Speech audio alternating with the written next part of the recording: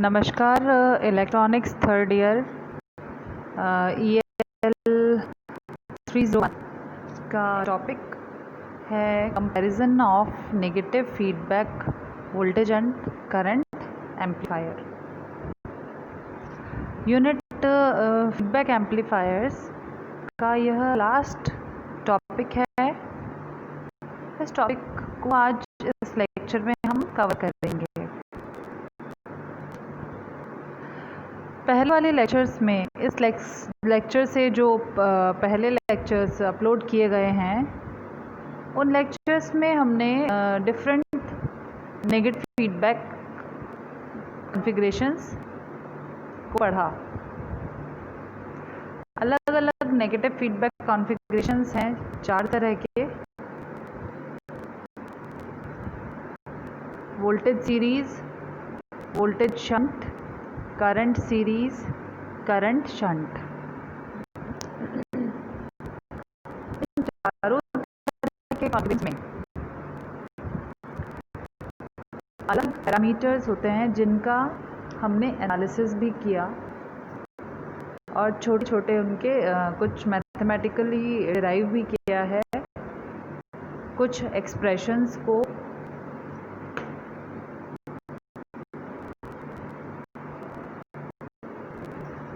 तो अब जो टॉपिक हम आज कवर कर रहे हैं उस टॉपिक में जो चारों बेसिक एम्पलीफायर कॉन्फ़िगरेशंस हैं नेगेटिव फीडबैक की, इन कॉन्फ़िगरेशंस के डिफरेंट पैरामीटर्स का आपस में कंपैरिजन है।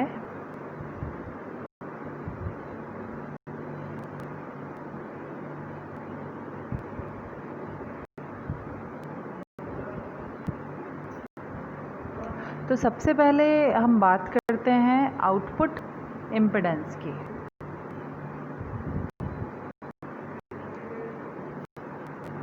आउटपुट इम्पीडेंस यदि voltage series, voltage shunt configuration है, मतलब वोल्टेज सीरीज कॉन्फ़िगरेशन है या वोल्टेज शंट कॉन्फ़िगरेशन है, दोनों ही केसेस में आउटपुट इम्पीडेंस घटेगी, डिक्रीज होगी। यदि करंट सीरीज या करंट शंट कॉन्फ़िगरेशन है तो उस केस में आउटपुट इम्पीडेंस की वैल्यू इंक्रीज होगी।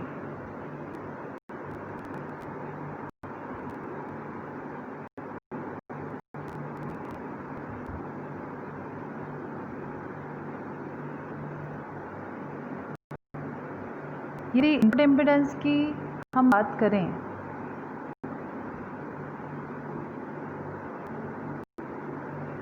तो यदि वोल्टेज सीरीज नेगेटिव फीडबैक है कॉन्फ़िगरेशन है तो इस केस में इनपुट इम्पीडेंस इंक्रीज होता है। Voltage shunt negative feedback configuration में इनपुट इम्पीडेंस डिक्रीज होता है। Current series negative feedback configuration में इनपुट इम्पीडेंस डिक्रीज होता है और current shunt negative feedback configuration में इनपुट इम्पीडेंस का मान बढ़ता है।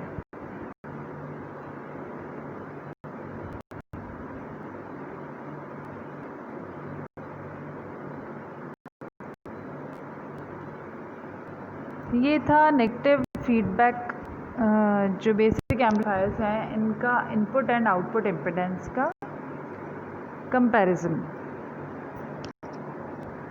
अब हम बात करते हैं स्टेबिलिटी की, मतलब कौन कौन से फैक्टर्स को स्टेबलाइज किया जाता है कौन सी कॉन्फ़िगरेशन के द्वारा।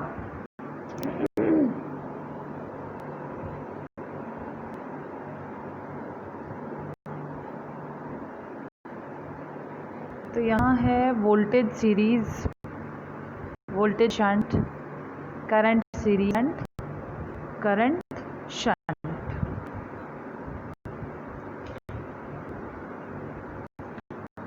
करंट ये वोल्टेज सीरीज में वोल्टेज गेन को स्टेबलाइज किया जाएगा या रोक किया जाएगा।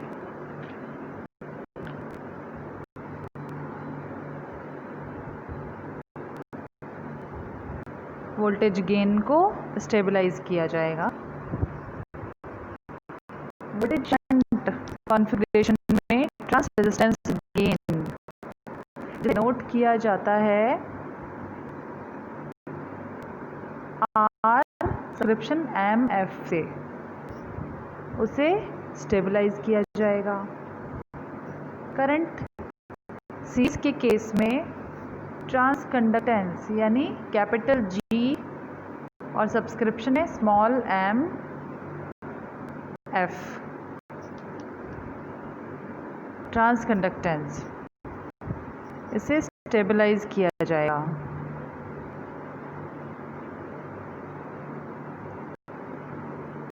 और करंट शंट के केस में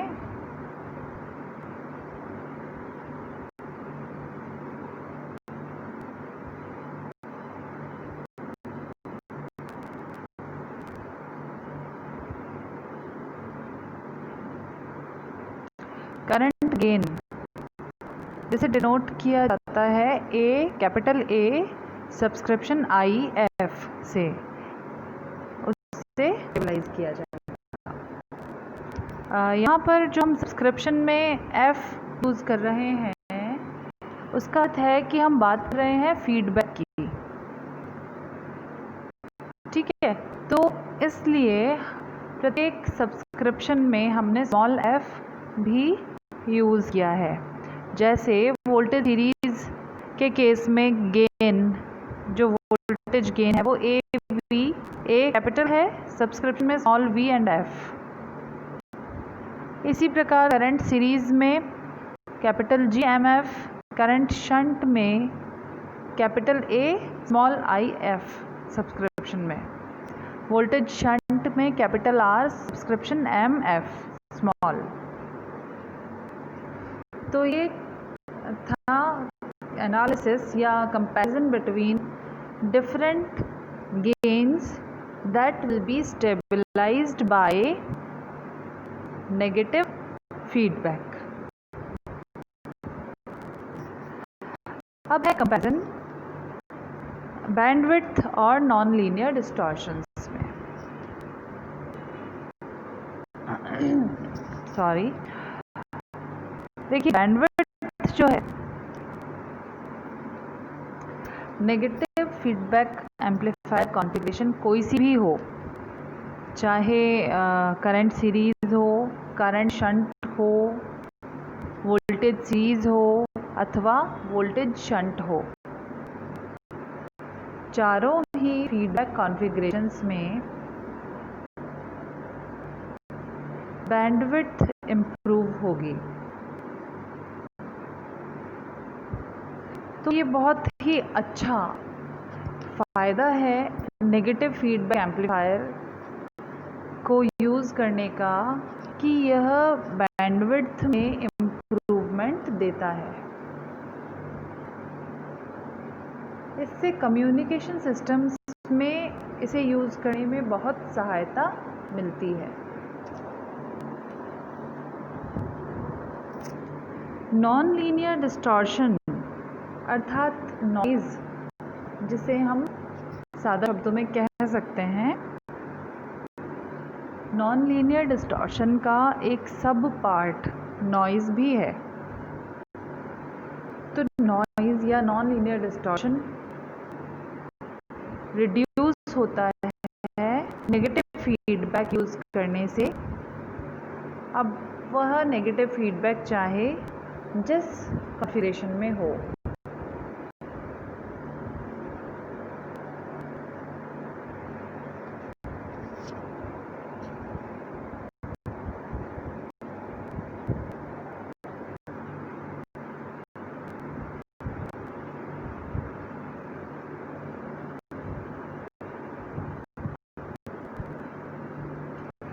ठीक है, तो ये जो दो फैक्टर्स हैं, एक तो बैंडविड्थ और एक नॉन लीनियर डिस्टॉर्शन, इन दोनों का कंपैरिजन हमने अभी देखा है। बैंडविड्थ चारों में इम्प्रूव होती है, नॉन लीनियर डिस्टॉर्शन चारों में रिड्यूस होता है।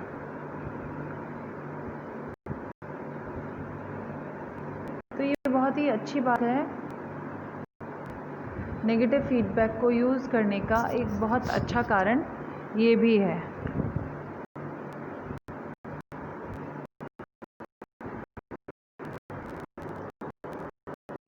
तो हम नेगेटिव फीडबैक को यूज़ करते हैं इन वजह से, और यही करने का कारण ये जहाँ हमें गेन में ज़्यादा इम्प्रूवमेंट चाहिए, एम्पलीट्यूड इंक्रीज चाहिए या ऑसिलेशंस चाहिए, वहाँ हम नेगेटिव फीडबैक को यूज़ नहीं करते हैं। तो ये कंपैरिजन था डिफरेंट पैरामीटर्स के बीच, डिफरेंट फैक्टर्स के बीच, जो कि किसी भी सर्किट की परफॉर्मेंस को डिसाइड करने में महत्वपूर्ण भूमिका निभाते हैं।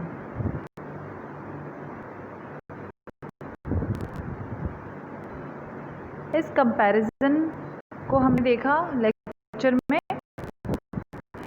इस संबंधित कुछ डेरिवेशंस भी हैं,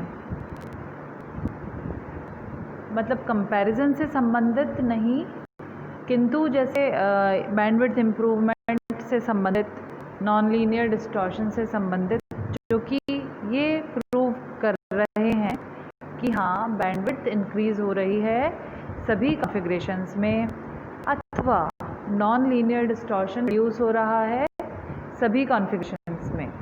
तो इस प्रकार के जो भी डेरिवेशंस हैं, उन डेरिवेशंस को आप लोग एक बार नोट्स अथवा बुक से कंसल्ट अवश्य करें। अपने पिछले जो लेक्चर्स हुए हैं इस यूनिट के, उनमें कुछ डेरिवेशंस, मैथमेटिकल जो डेरिवेशंस हैं वो करवाए गए हैं, आप उन्हें देखें। और ये इम्पॉर्टेंट है topic examination point of view से, तो इसे आप ठीक से पढ़ें।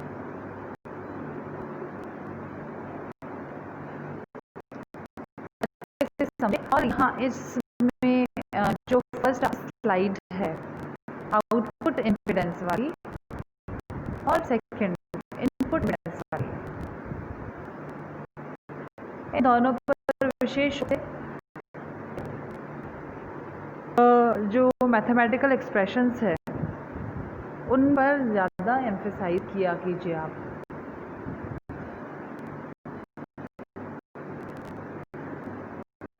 तो ये था कंपैरिजन डिफरेंट पैरामीटर्स का एप्लीकेशंस।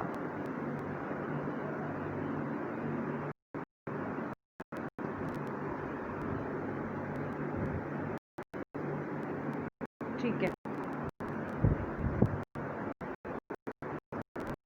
इसमें आउट हो तो आप ऑनलाइन क्लास में